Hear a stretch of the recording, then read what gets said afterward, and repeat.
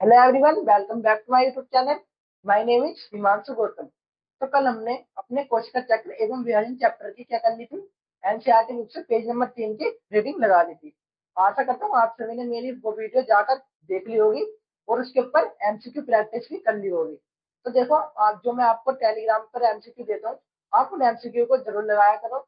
उससे क्या होता है, जो आप ये एनसीईआरटी बुक की रीडिंग करते हो उसकी क्या हो जाती है, काफी अच्छे तरीके से प्रैक्टिस हो जाती है। तो आज हम पढ़ेंगे जो हमारा कोशिका चक्र एवं विभाजन चैप्टर है, उसके पेज नंबर 4 की एनसीईआरटी बुक की रीडिंग। तो चलिए शुरू करते हैं वीडियो को। आज का हमारा सबसे पहला टॉपिक आता है अर्धसूत्रीय विभाजन फर्स्ट, पूर्व अवस्था फर्स्ट। अर्धसूत्रीय विभाजन फर्स्ट की पूर्व अवस्था की तुलना समसूत्रीय विभाजन की पूर्व अवस्था से की जाए तो यह अधिक लंबी और जटिल होती है।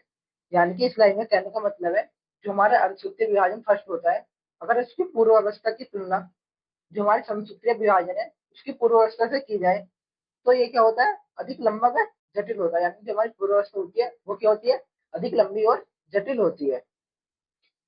गुणसूत्रों के व्यवहार के आधार पर इसे 5 व्यवस्थाओं में विभाजित किया गया है।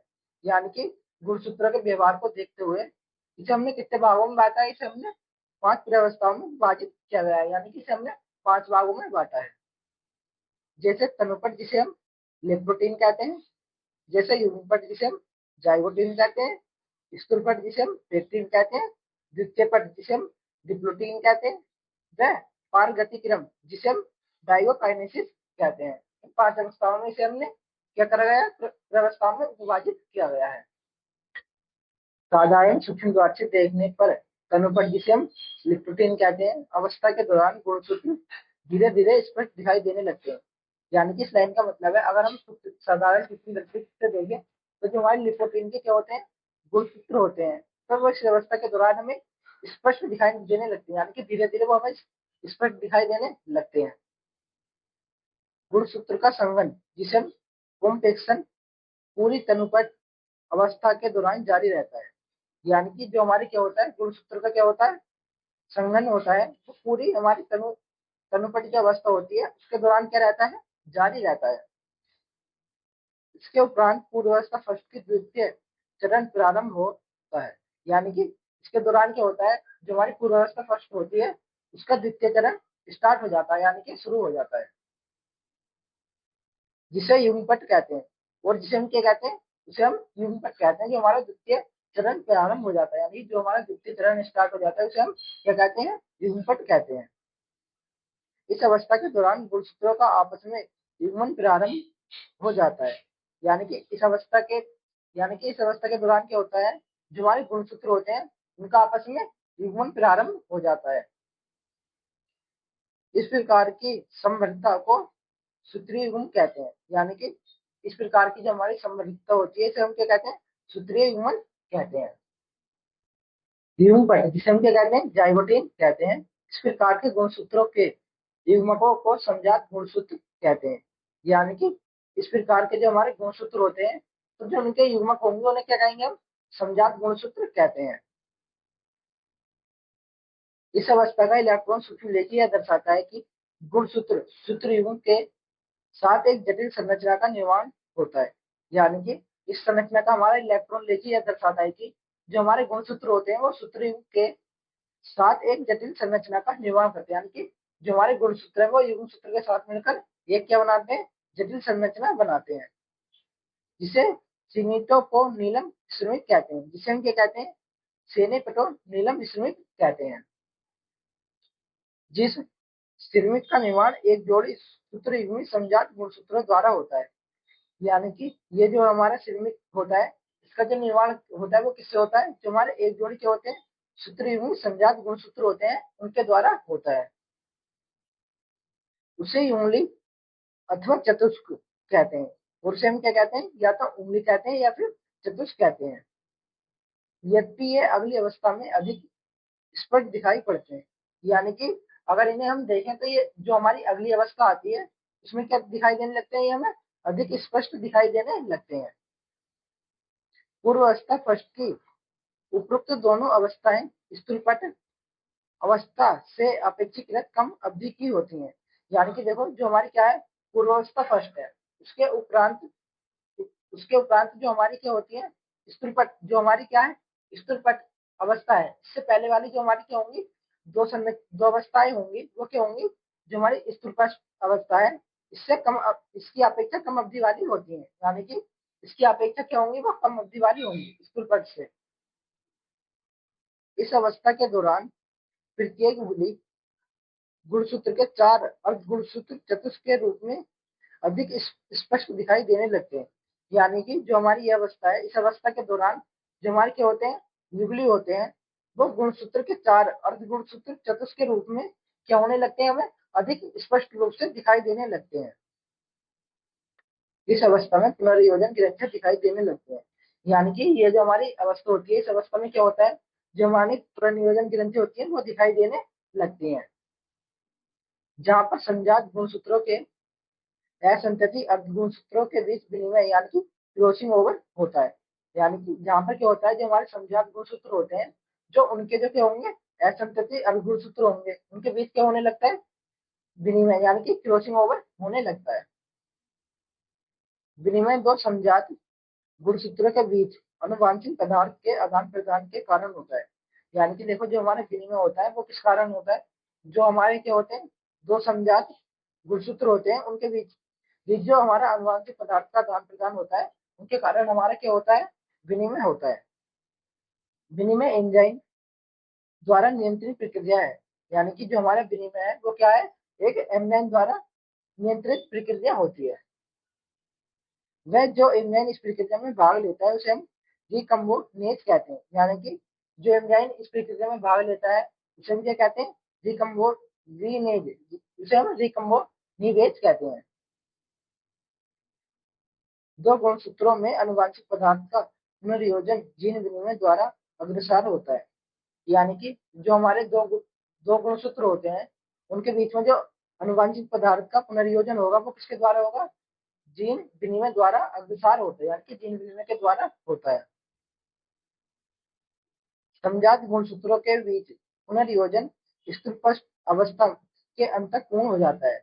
यानी कि जो हमारे क्या होते हैं, समजात गुणसूत्र होते हैं, उनके बीच जो हमारे क्या होता है, पुनर्योजन होता है, वो कब तक हमारा पूर्ण हो जाता है, स्थूलपट अवस्था के अंतिम तक पूर्ण हो जाता है। यानी कि जो हमारी स्थूलपट अवस्था होती है, उसके अंतिम तक क्या हो जाता है, वो समाप्त हो जाता है,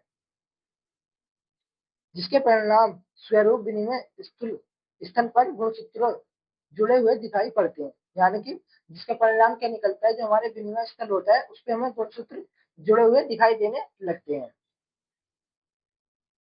द्वितीय पट, जिसे हम डिप्लोटीन कहते हैं, के प्रारंभ में सेने पटो निर्मल इसमें का विघटन हो जाता है। यानी कि देखो, जो हमारी क्या होगी, द्वितीय पट जिसे हम डिप्लोटीन कहते हैं, इसके प्रारंभ में क्या होता है, जो हमारी वो होती है सेने पटो निर्मल स्मृत होता है, उसका क्या हो जाता है, विघटन हो जाता है, और युगली के समजात गुणसूत्र विनिमय बिंदु के अतिरिक्त एक दूसरे से अलग होने लगते हैं। और क्या होता है, जो हमारे क्या होते हैं, युगली के समजात गुणसूत्र होते हैं, वो विनिमय बिंदु के अतिरिक्त भी एक दूसरे से क्या होने लगते हैं, अलग होने लगते हैं। विनिमय बिंदु पर एक आकार की संरचना को काइजेमेटा कहते हैं। यानी कि देखो, जो हमारे क्या होता है, विनिमय बिंदु होता है, उस पर हमारे एक आकार की क्या मिलती है, एक संरचना मिलती है, जिसे हम काइजेमेटा कहते हैं। कुछ कशेरुकी प्राणियों में अंडकों में द्वितीय पट महीनों या वर्षों बाद समाप्त होती है।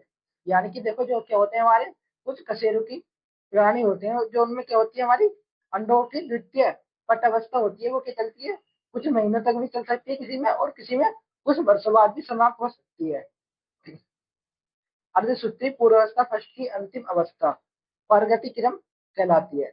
यानी कि देखो, जो हमारी क्या होता है, अर्धसूत्री की पूर्वावस्था होती है, जो उसकी अंतिम अवस्था होती है, वो क्या कहलाती है, पारगति क्रम, जिसे हम क्या कहते हैं, डाइकाइनेसिस कहते हैं,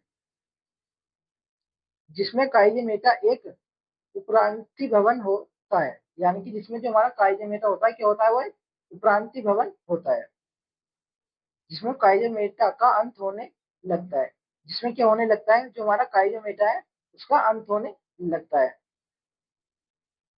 इस अवस्था में गुणसूत्र पूर्णतः संघनित हो जाते हैं। यानी कि ये जो हमारी अवस्था होती है, इसमें क्या होगा, जो हमारे गुणसूत्र होंगे वो क्या हो जाएंगे, पूर्णतः संघनित हो जाते हैं। वह ध्रुव तंतु एकत्रित होकर समजात गुणसूत्रों को अलग करने में संयोजन प्रदान करते हैं। यानी कि जो हमारे क्या होते हैं, तुर्क तंतु होते हैं, वो एकत्रित होकर क्या करते हैं, जो हमारे क्या होंगे, समजात गुणसूत्र होंगे, उन्हें अलग करने का प्रयास करने लगते हैं। पारगति क्रम के अंत तक केंद्रिका अदृश्य हो जाती है। यानी कि देखो, जो हमारा पारगति क्रम होता है, इसके अंत तक क्या होता है, जो हमारी क्या होती है, केंद्रिका होती है, वो अदृश्य हो जाती है, यानी कि विलुप्त हो जाती है। केंद्र कार्बन झिल्ली भी विघटित हो जाते हैं। यानी कि जो हमारा केंद्र कार्बन झिल्ली होता है, वो भी क्या हो जाता है, विघटित हो जाता है। पारगति क्रम मध्य अवस्था की ओर पारगमन के को निरूपित करती है। यानी कि जो हमारी क्या होती है, पारगति क्रम क्या होती है, मध्य अवस्था होती है, वो क्या करती है, पारगमन को निरूपित करती है। अब आती है हमारी मध्य अवस्था फर्स्ट, यानी कि मध्य अवस्था फर्स्ट युगली गुणसूत्र मध्य पट्टिका पर व्यवस्थित हो जाते हैं। यानी कि जो हमारे क्या होते हैं, युगली गुणसूत्र होते हैं, वो क्या हो जाते हैं, मध्य रेखा पर क्या हो जाते हैं, व्यवस्थित हो जाते हैं।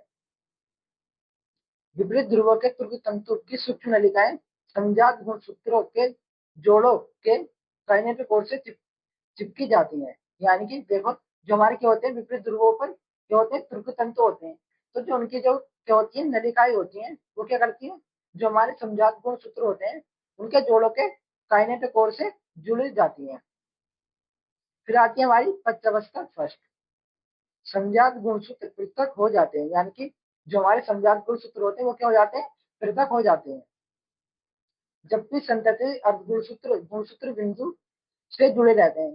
देखो, जबकि जो हमारे क्या होते हैं, संतति अर्धगुणसूत्र होते हैं, वो क्या करते हैं, जो हमारा गुणसूत्र बिंदु होता है, उससे जुड़े हुए रहते हैं।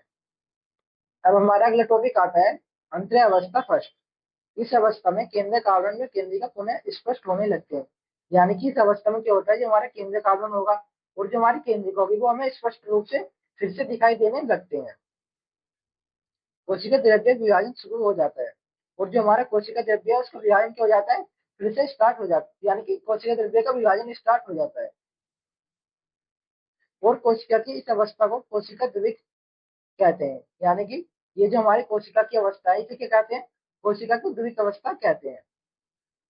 जबकि बहुत से मामलों में गुणसूत्र का कुछ विस्तार होता है। यानी कि बहुत से मामलों में क्या होता है, जो हमारे गुणसूत्र होते हैं, उनका क्या हो जाता है, कुछ विस्तार हो जाता है।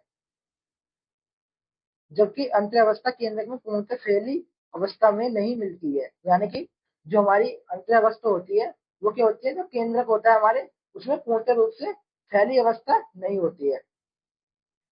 दो अर्धसूत्री विभाजन के बीच की अवस्था को अंतराल अवस्था या इंट्राकाइनेसिस कहते हैं। यानी कि जो जो हमारे क्या होंगे, दो अर्धसूत्री विभाजन होंगे, उनके बीच की जो हमारी अवस्था होगी, उसे हम क्या कहेंगे, अंतराल अवस्था या इंट्रोकाइनेसिस कहते हैं। और यह सामान्यतः कम समय के लिए होती है। और ये क्या होता है, ये सामान्यतः हमारे कितने समय के लिए होती है, बहुत कम समय के लिए होती है। इसमें डीएनए का द्विगुणन नहीं होता। यानी कि इसमें क्या होता है, जो हमारा डीएनए होता है, उसका द्विगुणन नहीं होता है। इसके बाद पूर्वावस्था सेकंड आती है, जो पूर्वावस्था फर्स्ट से काफी सरल होती है। इसके बाद क्या होता है, जो हमारी पूर्वावस्था है, यानी कि पूर्वावस्था सेकंड आती है, और जो हमारी पूर्वावस्था सेकंड होती है, वो पूर्वावस्था फर्स्ट से काफी सरल होती है। तो बस आज के लिए इतनी। अगर आप इस एनसीईआरटी बुक के ऊपर क्वेश्चन प्रैक्टिस करना चाहते हो, तो आप मेरे टेलीग्राम चैनल को जरूर ज्वाइन करें। इसका लिंक मैंने आपको डिस्क्रिप्शन में दे दिया है, वहां से जाकर आप मेरे टेलीग्राम चैनल को ज्वाइन कर सकते हैं। और आज क्या है, संडे है, तो आज हमारा शाम को 7 बजे टेलीग्राम चैनल पे क्या होगा, टेस्ट होगा। तो आप मेरे टेलीग्राम चैनल को जरूर ज्वाइन कर लें। अगर वीडियो पसंद आई तो वीडियो को लाइक और हमारे चैनल को सब्सक्राइब करें। मिलते हैं फिर नेक्स्ट वीडियो में, तब तक बने रहिए हमारे विद्यामित्र चैनल पर।